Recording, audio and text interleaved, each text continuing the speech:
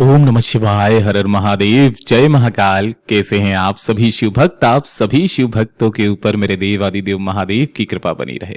आपके बड़े से बड़े दुख, बड़े से बड़े कष्ट खत्म हो, यही मैं महादेव जी से प्रार्थना करता हूं।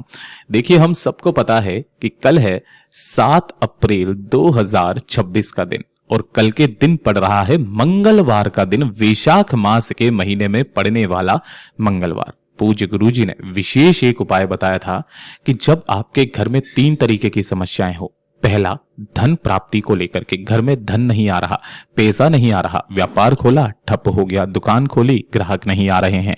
घर में हो सकता है किसी तरीके का कोई ग्रह दोष है जिसकी वजह से आपके घर में उन्नति नहीं हो रही है, तरक्की नहीं हो रही है। या फिर अगर आपके जीवन में कर्ज को लेकर के समस्याएं चल रही है, पैसा नहीं आ रहा है, एक छोटा सा उपाय, चंदन के जल का उपाय, ये आज के दिन आप सभी लोगों को निश्चित रूप से करना है।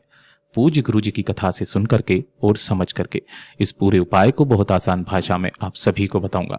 परंतु उससे पहले आप सबसे बस एक छोटी सी प्रार्थना, जो लोग पहली बार आए हैं, चैनल को सब्सक्राइब आप जरूर करेंगे और वीडियो को लाइक करके देवादिदेव महादेव का कोई सा भी प्यारा नाम कमेंट बॉक्स में लिखना नहीं भूलेंगे। पूज्य गुरु जी ने कहा, आप सभी को लेना होगा थोड़ा सा लाल चंदन। अब लाल चंदन का विशेष करके महत्व है कि मार्केट में जो चंदन मिलता है इस तरीके से पिसा हुआ, वो लाल चंदन नहीं होता है। काफी सारी जगह पर सिंदूर या कुछ भी कलर मिक्स होता है। ये ना लेकर के एक इस तरीके से लाल चंदन की लकड़ी ले लीजिए, छोटी सी, इतनी बड़ी एक लकड़ी आती है मोटी सी, जो कि आपके सालों साल चलती है। छोटी सी 60 से 70 रुपए में आ जाती है ना। मेरी खुद की मैंने ली थी, जो कम से कम 2 साल हो गए, अभी तक भी इतनी सी खत्म हुई है बस। ठीक है, तो लाल चंदन आपको लेना है, घिस करके जो भी निकले थोड़ा सा आपको चंदन ले लेना। साथ ही साथ 1 लोटा शुद्ध जल अपने घर का लेना है, तांबे के कलश में। ठीक है ना। अब जो आपने चंदन लिया है उसे घिस करके क्या करना है, उसको भी आपको इसी जल में मिला लेना है, तो ये हो जाता है लाल चंदन का जल। इस चीज का ध्यान रखना। गुरुदेव ने तो यहां तक कहा था कि जिस पत्थर के ऊपर आप चंदन घिसते हैं ना, अगर इस पत्थर भी अगर आपके घर में रखा हुआ रहता है तो महाराज उस घर में कभी कर्ज नहीं बढ़ता था, उस घर में कभी भी धन की कमी नहीं आती। अगर ये पत्थर भी आपके घर में रखा हुआ है चंदन घिसने का। और हमेशा चंदन का एक नियम है कि अगर आपके पास में पिसा हुआ चंदन भी है ना, तो भी आप अपने दाहिने हाथ में थोड़ा सा लेना, उसके अंदर पानी डाल करके, और फिर उसके पश्चात भी आपको उंगली से थोड़ी सी देर अपने दाहिने हाथ की हथेली पर घिसना, तभी जाकर कि आप इस चंदन को लगाना। ठीक है, तो आपको 1 लोटा शुद्ध जल, उसके अंदर लाल चंदन मिला लेना। इसे लेकर भोलेनाथ के मंदिर में जाना है, शिवलिंग के पास, किसी भी समय जा सकते हो।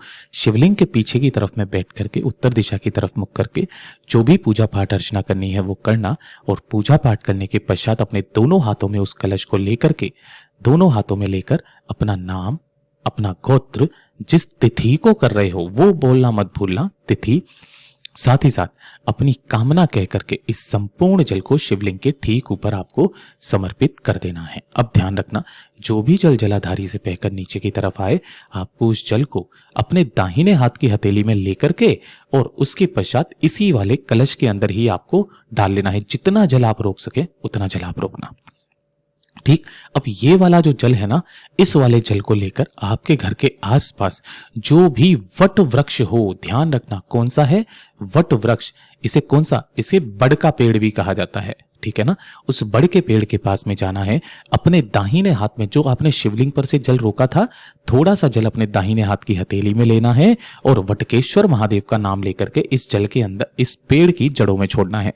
फिर थोड़ा सा जल लेना है, फिर वटकेश्वर महादेव जी से कामना करके यहां छोड़ना है, और फिर से लेना है, और फिर वटकेश्वर महादेव से स्मरण करके यहां पे छोड़ना है। यानी कि जो ये वाला जल आपने लिया हुआ था, इस वाले जल को अपने दाहिने हाथ में 3 बार लेकर के वटकेश्वर महादेव का नाम लेकर के अपनी कामना कह करके यहां पर आपको छोड़ना है, ढोक देकर वापस चले आ जाना है।